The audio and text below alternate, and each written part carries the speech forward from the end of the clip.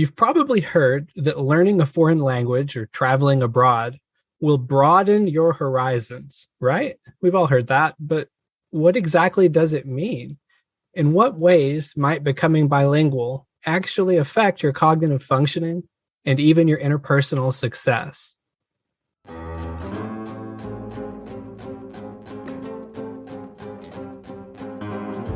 Hello there, this is Bradley, and you're listening to Psych Everywhere, a podcast by PsyChi, the International Honor Society in Psychology. For this show, distinguished guests weigh in on applying psychological science to a diverse range of current events and to better your life. Today's guest is Dr. Juana Park, who is Zooming with me from pretty far away, I think probably 8 or 9 time zones away, actually, at the United Arab Emirates in Dubai. Dr. Park is an assistant professor at the American University of Sharjah, interested in researching complex word processing, figurative language comprehension, embodied cognition, and bilingualism and gestures. She has taught 15 different psych courses in 3 different languages at multiple institutions. She earned her PhD in cognitive psychology at the University of Alberta in Canada, and her MSc in cognitive psychology at the University of Paris 5, and her licentiate degree in psychology at the Universidad de Buenos Aires. At the end of this episode, I also have a second guest speaker, Dr. Carrie Brown from Western Governors University, who's going to talk about opportunities provided by PsyChi's International Advisory Committee, so be sure to stick around for that as well. But first, let's hear from Dr. Park about how bilingual people think differently. Dr. Park, welcome to Psych Everywhere. Thank you so much, Bradley, for inviting me. Thank you. It's a pleasure for me.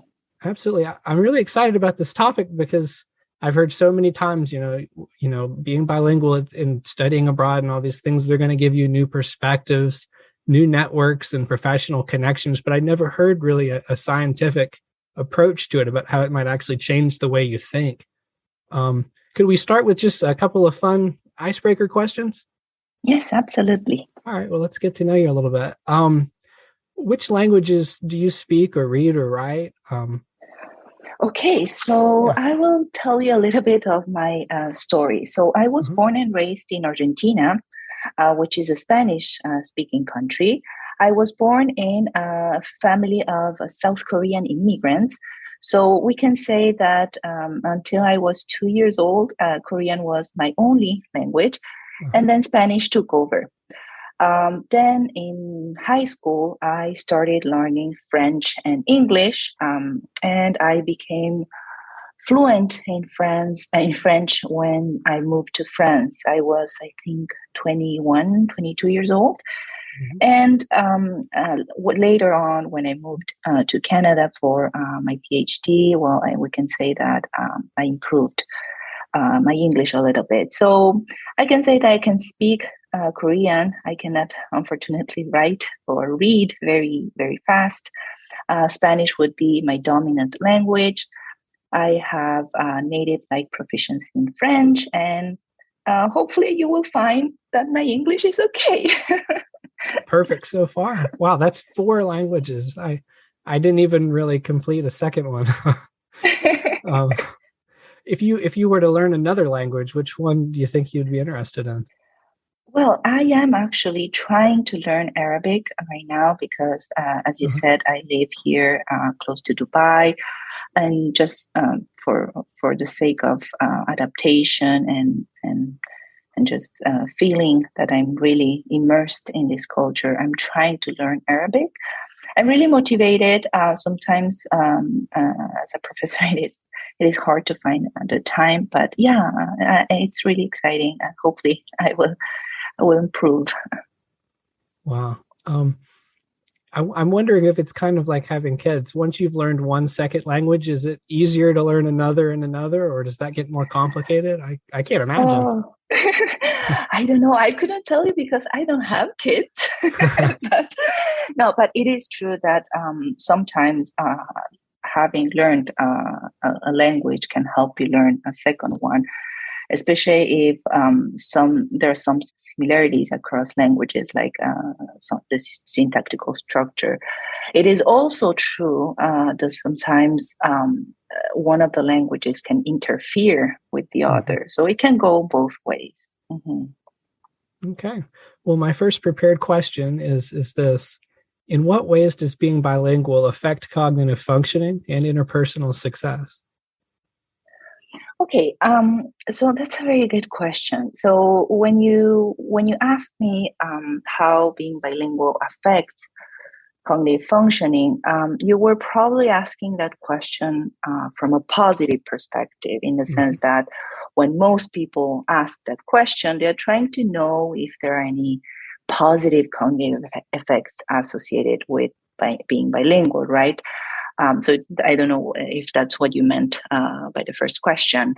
It's what I expected, but go right ahead. You got my interest for sure. Okay, so let me walk you a little bit through how that relationship between bilingualism and cognitive functioning was conceived over the years. So before, up to, let's say, the 1970s, 1960s, and 1970s, it was thought that bilingualism was associated with mental delay. So why?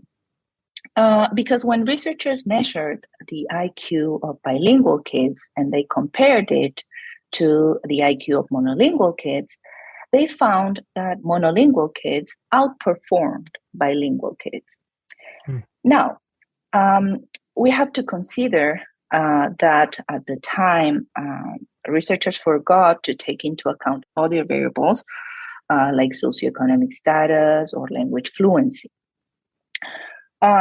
So in other words, if you administer an IQ test in English to, let's say, monolingual kids from wealthy families living in the richest areas of the United States, and on the other hand, you test bilingual kids coming from poor, let's say malnourished families that immigrated recently to the United States and whose English is not very fluent, it is very obvious that you will see a difference there.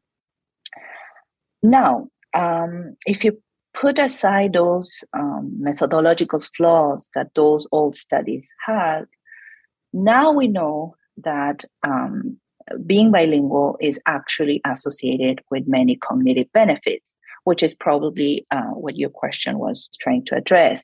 So, for instance, Dr. Bialystok from York University in Canada and many other researchers have shown that bilingual adults and kids outperform monolingual kids on executive function tests.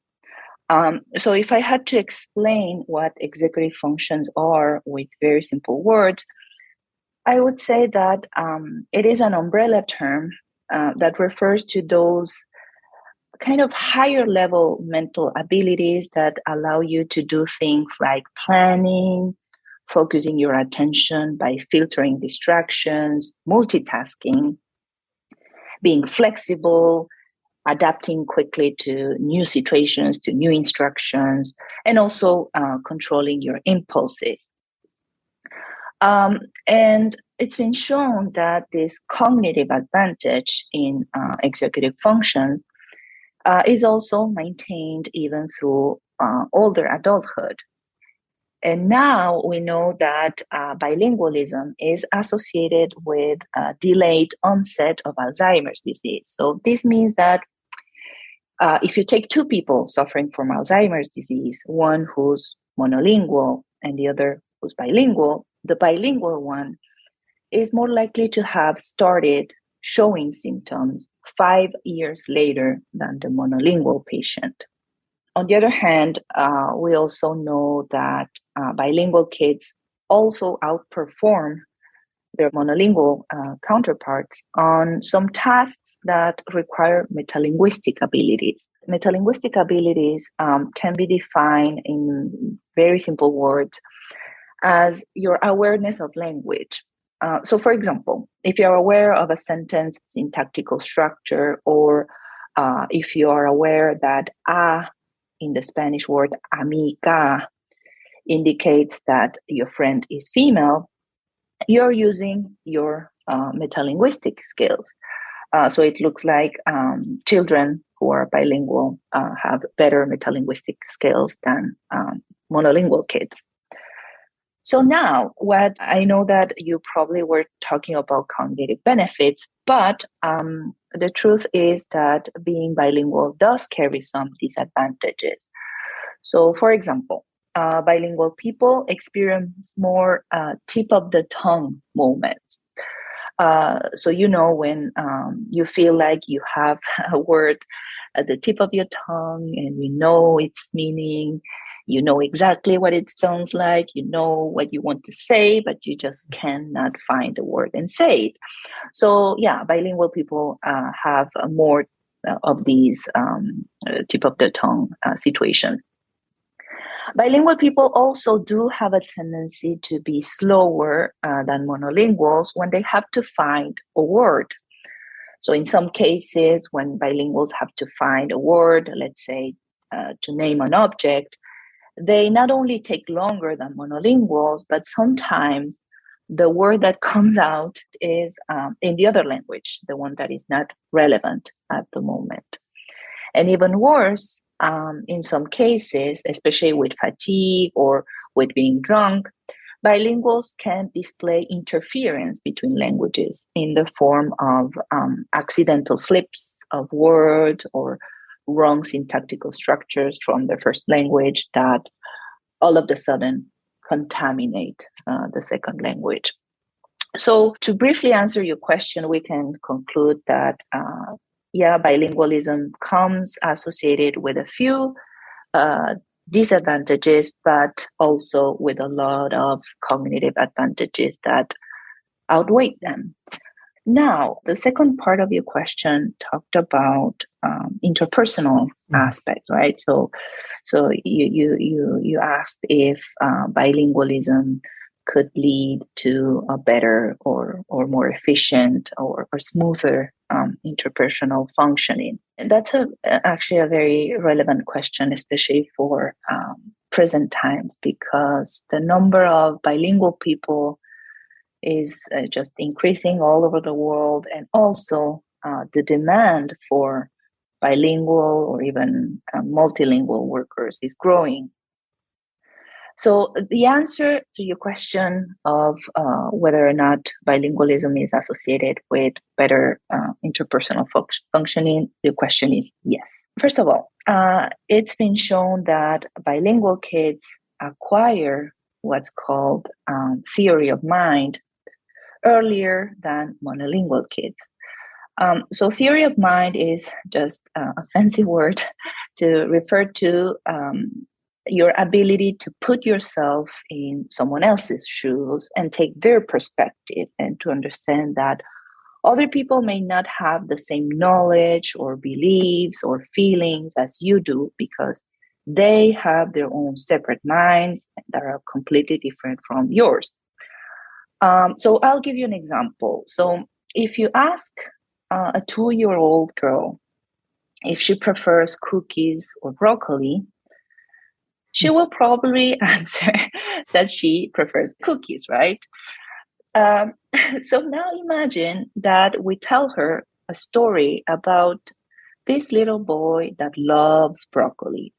So we tell her that this boy asks to have broccoli every day for lunch, for dinner, as a snack. So now, after telling her this story, you ask her, what do you think we should offer this boy as a snack, cookies or broccoli? So this 2-year-old girl will say, give him cookies. So that tells you that this little girl was not able to detach herself from her own point of view and understand that that little boy had very different preferences from hers. So this is what we would say that this girl did not acquire theory of mind. So bilingual kids are able to correctly answer questions like this that require taking a different person's perspective earlier in their development than monolingual kids. Also, you mentioned studying abroad in your presentation. And it's actually been shown that bilingual people who lived abroad score higher on the dimension open-mindedness and cultural empathy of the multicultural personality questionnaire. So, in other words, it looks like bilingual people who lived abroad are more open and have more unbiased attitudes towards members of different cultures, or overall, they are more likely to empathize with the emotions of someone from a different culture. So to briefly answer your question, and taking all this together, we can say that besides the concrete advantages of being bilingual, like being more likely to be employed or finding a job or living abroad, living new experiences, there are many advantages associated with bilingualism that are related to interpersonal aspects. Okay. So I guess you would go as far as to say that bilingualism, based on what we know so far, leads to increased professional success and interpersonal functioning? Yeah, I would say that bilingualism is associated with better cognitive functioning and some better interpersonal skills, and that can lead to better performance at work, for example, or better relationships in your everyday life in general. Let's talk about workplace culture for bilingual individuals. Is it difficult to switch between languages and cultures? Or maybe there are some other challenges that bilingual people face, like in the workplace? Okay, so I'm glad you asked this question about bilingualism and biculturalism, because a lot of people confuse them or think that they are interchangeable, when in fact, for example, you can find a monolingual person who's bicultural, or you can find people who are bilingual but monocultural. So, for example, if you take a monolingual English speaker from, let's say, rural Australia, and you compare him to another also monolingual English speaker from, let's say, downtown Chicago, it is very likely that the values and belief systems that they have are completely different. On the other side, if you meet a Swiss who speaks both French and Swiss German, he may consider himself as just 100% culturally Swiss. So this confusing bilingualism and biculturalism is pretty common, and it led to this myth that circulates that says that when a bilingual person switches languages, he or she switches personalities. I don't know if you heard things like this, but bicultural bilingual people report that they feel different when they're speaking one language or the other. But there is actually a better explanation to this phenomenon that is not related to all of the sudden switching personalities. So this explanation is that each language comes associated with a culture, and each culture has its own sets of values or behaviors that are acceptable or unacceptable, attitudes, and so on and so forth. So when a bicultural, bilingual person switches languages, it's not that all of a sudden, in a matter of minutes, they are switching personalities. It is more that there's just simply adapting to the values that are associated with that language. So I'll use myself as an example. So if I'm meeting with an Argentinian colleague, I would probably greet him with a cheek kiss, like we do in Argentina, or a hug. And I would also probably allow myself to stand pretty close to him, or even arrive a few minutes late, because that's more acceptable than in other cultures. And I would probably use a lot more hand gestures and display or express emotions more overtly, because that's more acceptable. However, if all of a sudden a Korean colleague joins us, I would probably bow at him. I would probably increase my distance from him. I would refrain from moving my hands too much. I would probably display less emotions on my face. But does that all mean that in a matter of minutes I changed personalities? So probably not. I was just adapting to different cultural norms that are associated to different languages. So now, to answer your question about how difficult it is to switch cultures, we know that bicultural bilinguals have this ability to move along a cultural continuum, in the sense that in some situations they can behave very monoculturally, just by deactivating the irrelevant culture. So, for example, if I'm interacting with 100% born and raised Argentinian, I will just deactivate my Korean culture. Bicultural bilinguals are also able to move along that continuum to be more on the bicultural side. So, for example, when I'm interacting with my Korean Argentinian friends, I'm more on the bicultural side. However, there are cases in which a bilingual, bicultural person may not be able to behave as monoculturally as he or she would like to, because they developed a sort of unique cultural blend for certain aspects of their behaviors or ways of thinking or feelings.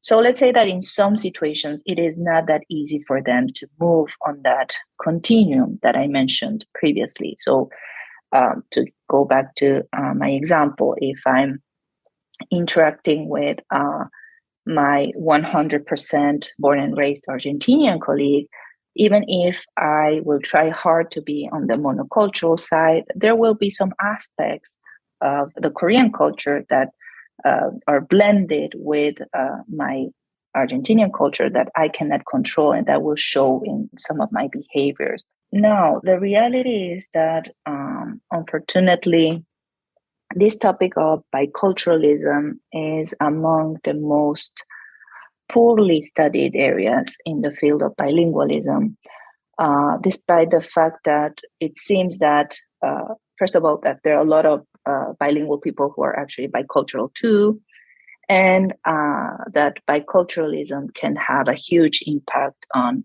bilingual people's life from a cognitive and linguistic perspective. So I would say, to conclude, that there's still a lot to explore in this area, and a lot of people have been confusing bilingualism with biculturalism, when in fact it's not exactly the same. I think you mentioned children. I think it was a few questions earlier. Yes. I've always heard that it's easier for small children to learn a second language. I don't even know if that's true. Would you say that it is, and that it becomes more difficult as you get older?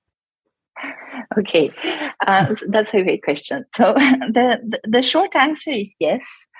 The long answer is it's complicated. Mm-hmm. So it is true that the later you start learning a second language, the more likely it is that you won't be able to get rid of your accent to sound like a native speaker of that language, as you can hear with me right now.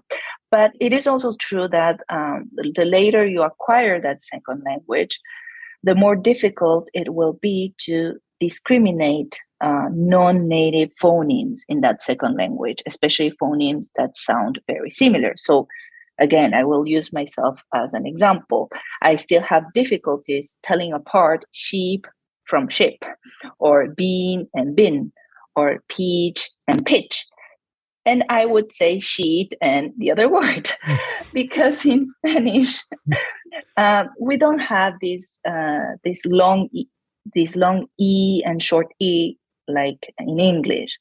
So the later you acquire a second language, the more difficult it will be for you to tell apart these sounds that are phonetically similar. It also seems that the later you learn a language, the more difficult it is for you to detect grammatical mistakes in that second language. Now, there's some data that contradict this idea that there is some sort of critical period for second language learning, or this idea that there is some sort of window for second language learning that closes and closes as you get older. So, for example, some studies show that adolescents learned a second language faster and better than young children. So this result contradicts this assumption that the earlier the better, right? And one of the possible explanations is that adolescents actually have better metalinguistic abilities, so this awareness of language aspect compared to children. But we can say that many factors besides a age of acquisition have an impact on your language performance. So things like the type of training that you got. Did you get formal training in that language, or did you just learn it through everyday life interactions with people on the streets? Or your level of motivation, or how often do you use that second language? Or whether or not you lived immersed in that foreign country that spoke that second language, and how long you stayed there. So all these factors can cause that two bilingual people who started learning the exact same second language at the exact same age end up having very different levels of proficiency. So that's why I said at the beginning, the short answer is yes. The long answer is it's a little bit complicated. So I think that language is sort of a use it or lose it kind of thing. At least it was with me. Would you say that if you lose your knowledge of a second language from not using it, that your interpersonal functioning might be affected too, and then it might go back to the way that it was, that you'd stop thinking that way? Okay. So what you call use it or lose it has a term, and it is actually language attrition. So you can have first language attrition or second language attrition. So first language attrition is what happens, for example, to some adoptees. So I have among my acquaintances many adoptees who were born in South Korea and were adopted by American or French families. And even if their first language was Korean and they spoke perfectly Korean until the age of 4 or 5, before they were adopted, they forgot it completely because English or French became their dominant language and kind of took over. And there is a relationship between first language attrition and the age you acquired the second language, meaning that the earlier the second language takes over, the more drastic that loss of the first language will be. I also have examples of second language attrition among my acquaintances. So I know someone who was born and raised in France, who spent some time in Belgium when he was a child. And in Belgium, he learned Dutch and became fluent in it. However, when he moved back to France, he stopped using Dutch, so he lost it. So that this is, like you said, use it or lose it. So regarding second language attrition, we know a few things. First, if you don't keep using your second language, you're more likely to lose, first, your production skills. So that is that you will have more difficulties speaking and writing more than with oral comprehension or reading, like your receptive skills. Your vocabulary size in your second language that you are not using anymore also will shrink over time, more so than your grammar knowledge.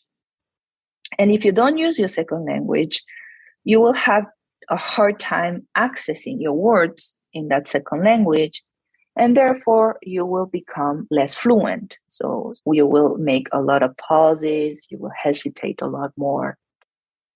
We also know that reading and receiving formal education in that second language prevents language loss.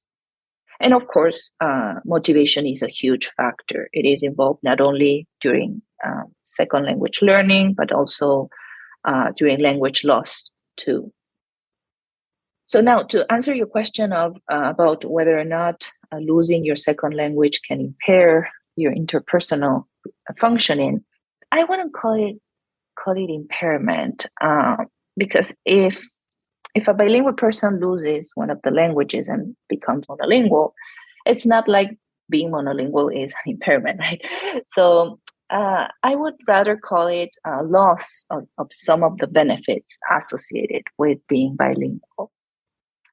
So, for example, there is a very recent study that has been done with Japanese English, what's called returnees. So the term returnee refers to those children who immigrated with their families to another country.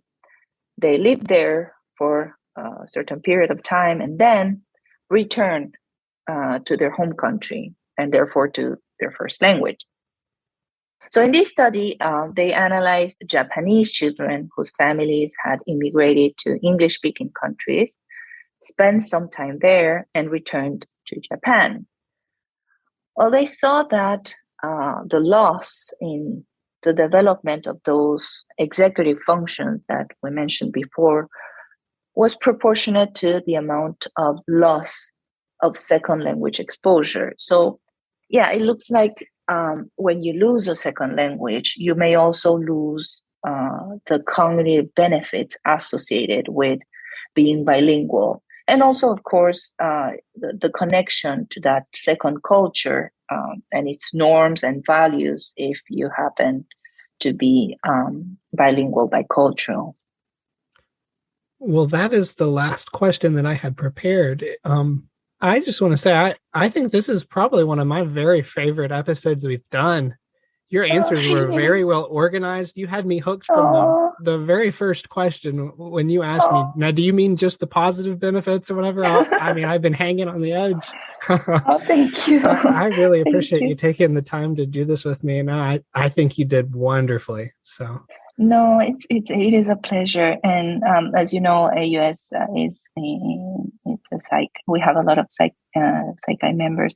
So it is a real pleasure and honor to do this for the psych community. Well, thank you so much. You've just listened to another episode of Psych Everywhere, but don't go anywhere just yet. Right now, actually for the first time on the show, we have another guest speaker for this episode. If you enjoyed today's interview about bilingualism, then I think there's a pretty good chance that you'll want to hear what we're talking about next, which is PsyChi's International Advisory Committee and the programs and benefits that it provides. With me now is Dr. Carrie Brown. Dr. Brown is a faculty member at Western Governors University and is speaking with me today from California. Her research interests are psychosocial correlates of interpersonal acceptance and rejection, and she earned her doctorate in experimental psychology from St. Louis University, Missouri. Hi, Dr. Brown. Welcome to Psych Everywhere. Hi, glad to be here, Bradley. Thanks. Yeah. Well, could you start off and just kind of tell us a little about the committee? When was it started? Yeah, so the International Advisory Committee began just a few years ago. And one of the major goals of the committee is to bring all of the great benefits that PsyChi has to offer beyond the United States. As we know, PsyChi was founded and began in the United States, but its benefits are broad. It can really reach any student who is in psychology. And so I think the main goal is to, again, just spread the great benefits of PsyChi more globally rather than just in the United States. And how did you get involved? So I got involved through an invitation by my good friend, Dr. Brian Ashdown. Dr. Ashdown is the chair of the International Committee.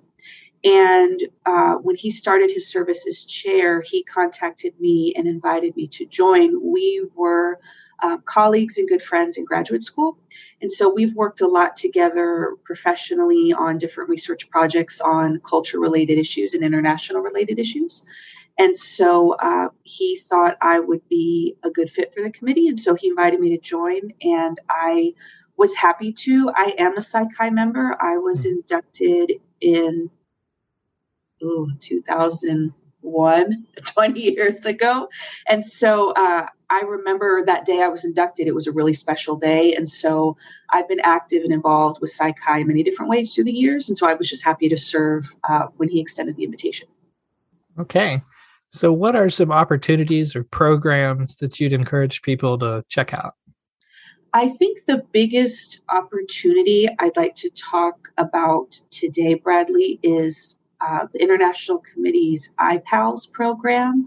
Ipals stands for International Partners and Leaders. It's a program that the committee put together and launched in 2020. We have found it to be a great program that brings a lot of benefits to chapters. One thing we've learned through the pandemic is that there are a lot of ways to connect with people beyond just in person. And the committee thought connecting chapters around the world might be a really great way for chapters to get to know other cultures, to get to know students in different parts of the world, to get to have international exchanges, research collaborations, cross-nationally, cross-culturally. And so the program Ipals is where one chapter who applies to the program, we can talk about that too. It's a really easy process to apply.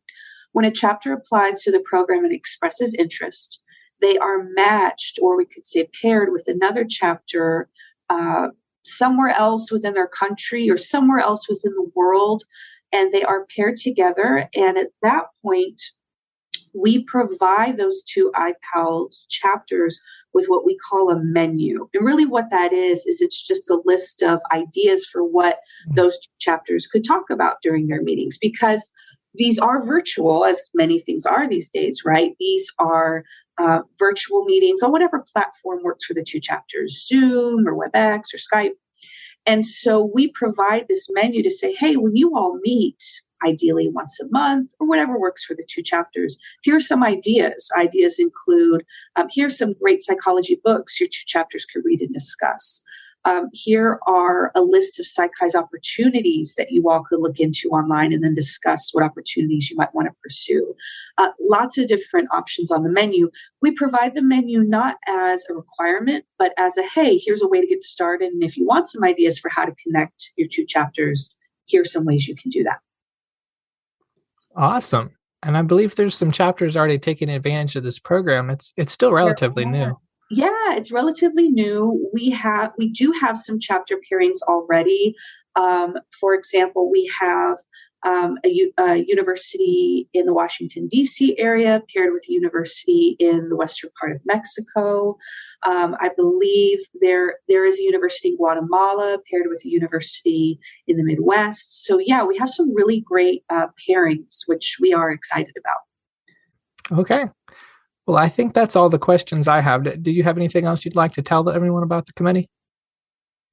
I would just say check us out on Psi-Chi's website. We do have under the About, and you have the link to the different committees. You can find out more about the International Committee there, find out more about what we do, what we offer, a list of the members. And I do hope if you are a Psi-Chi student, you can ask your chapter advisor about joining Ipals, or if you are a chapter advisor, consider it. You can apply again for Ipals through the International Advisory Committee's page on Psi-Chi, and it's really easy, and it's just a really great opportunity to connect with another chapter in another part of the world.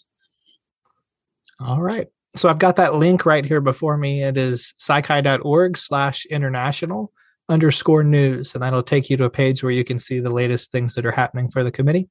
I'll also share a link to that in the show notes for this episode, so you can find that there as well. Well, Dr. Brown, I appreciate you taking a few minutes to speak with us today. Thanks, Bradley. It was my pleasure. Thank you. Thanks for listening to this episode of Psych Everywhere. If you haven't already subscribed to the show, you know the deal. Go ahead and follow us wherever you listen to podcasts. Tell a friend or a colleague about the show, Word of mouth is really a huge help for podcasts. So please share what you learned at the dinner table or in your classes or wherever you are. You can also follow us on Twitter at Psychi Podcast and leave a review at Apple Podcast or wherever you go for podcast. You'll absolutely make my day. And more importantly, you'll be helping to get psych everywhere. Okay, that's all for now. I'll connect with you again soon. Copyright 2022, Psychi, the International Honor Society in Psychology. All rights reserved.